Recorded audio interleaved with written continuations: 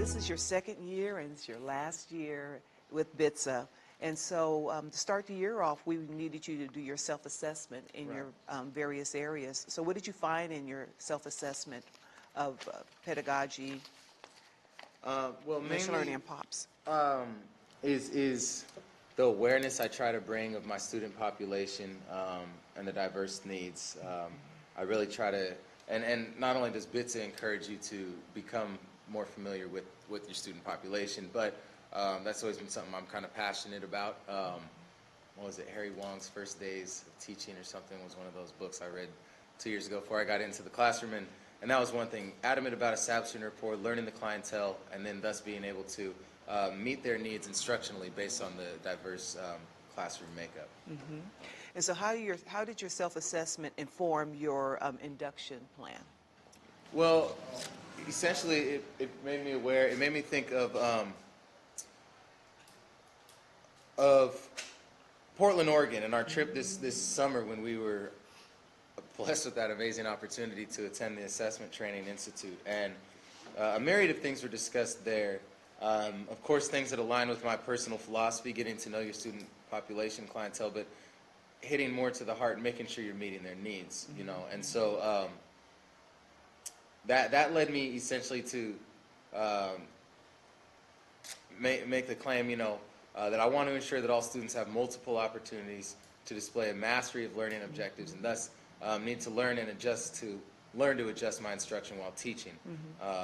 So in addition to formal but also informal assessments and summative assessments, equal access to them, and I think that equal access means that they're not only is it culturally relevant, but also that they've been adequately prepared before they are given that assessment. So that's kind of where it's led me to go. And so what is your question, your inquiry question? As a result, my question reads, what strategies will best enable me to assess and modify instruction and act accordingly while teaching? So I really want to make sure that I'm meeting the needs of them in the instructional moment.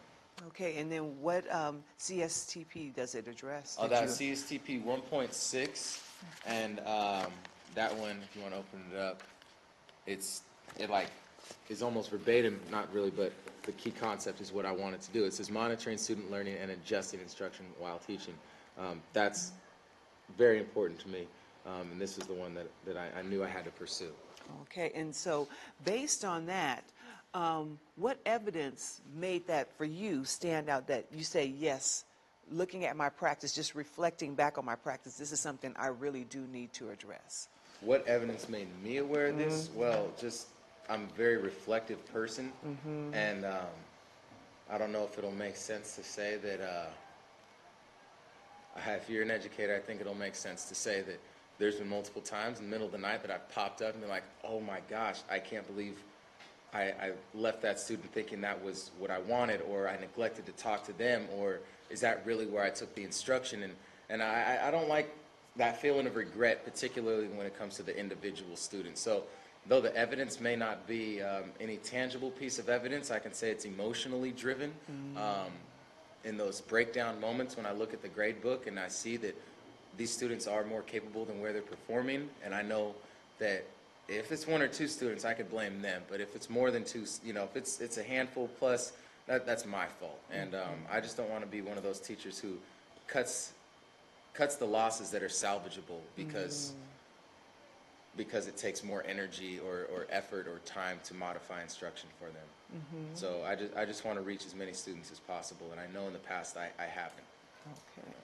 And so based on right now, as you have now identified this as a point where you want to focus on doing more investigation or action research on that component, where do you rate yourself on the scale right now? I'd certainly say, you know, I'm exploring. You know, I have some tools from this Create Academy that Dr. Raj has pulled together that would, I believe, support my goal. I'm interested to see how well they accommodate, you know, this goal in the course of instruction, particularly like a daily point tracking system. And I'm sure I can use that a variety of ways. I'm curious to see how that can best serve me in the instructional process. Okay. And then lastly, so what is going to be your strategy to try to build that knowledge base as this is going to be your point of inquiry? Well, for one, our whole school, we've been reading Marzano's formative assessments and standards-based grading, and we're focusing on the first few chapters in that. And one of the most important things is having objectives posted, and that's a constant reminder where you should be going with the lesson. And so I don't want to just say it and move on to go through the motions. I would actually rather use that as the reference point when it comes to me checking for understanding.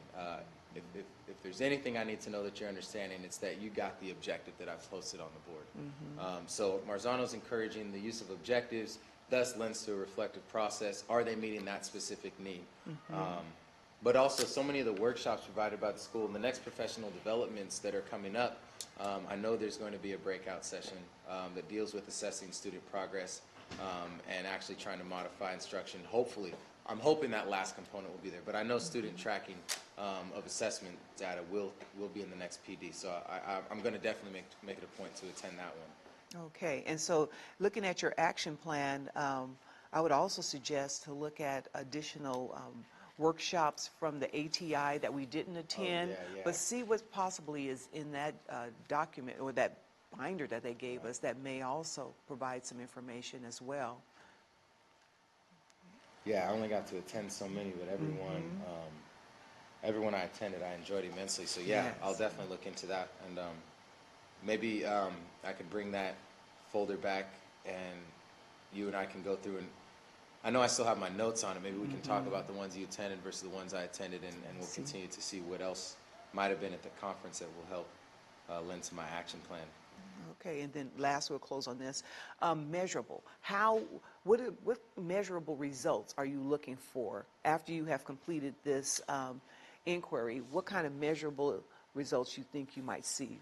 One thing that I plan on putting into place is a formative assessment tracking system. And we've done this once already for one of the formative assessments. Matter of fact, I take that back. 2 formative assessments have been given where the students, I demand that they reach a level of 80%, which I will call proficiency on the assessments. If they can't reach 80%, then I know that I need to hold them after class or during lunch to make sure that whatever they're missing on that, we can get them to that level. What the students do is in a bar graph, they track their percentage. I have a clear line drawn at 80%. If they haven't hit that 80% mark, it tells me immediately you haven't made it. I have the learning objectives for each of the questions on our formative assessments. I post them on the board when we're grading our assessments. So hypothetically, a student missed 3 out of 10 questions, they got 70%. I'm going to ask them to look at the questions on the board, find out what learning objectives it was they missed. Oh, the student knows they're struggling with subject-verb agreement, in-text citation, and theme analysis or whatever it is. So they can identify those objectives. They put that on their bar graph, and that's what they bring back into the classroom after school or during lunch, and that starts our conversation. They literally put the graph in front of me, and then when they say, I need help, I say on what, and they can literally say subject-verb agreement, in-text citations, and theme analysis because they've been identified. So measurable, I would say that the student formative tracker, and I'll make sure I bring that next time we meet so you can take a look at that. Okay. But that's a very useful tool, I think, to show even if they scored basic or below on the assessment that I'm demanding they get to proficient, and how they get there will be documented on that paper. So.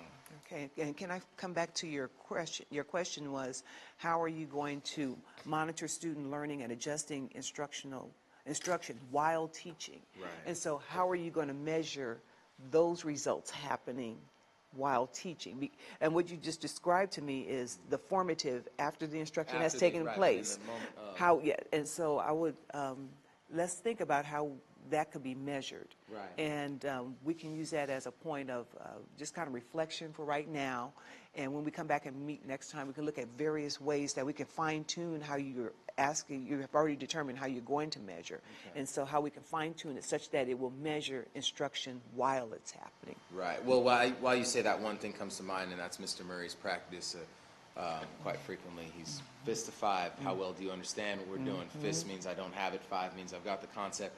I've used that a few times in my class. I'm going to use that a lot more intentionally now that I'm becoming aware of. That's a measurable assessment, though it may not be formal.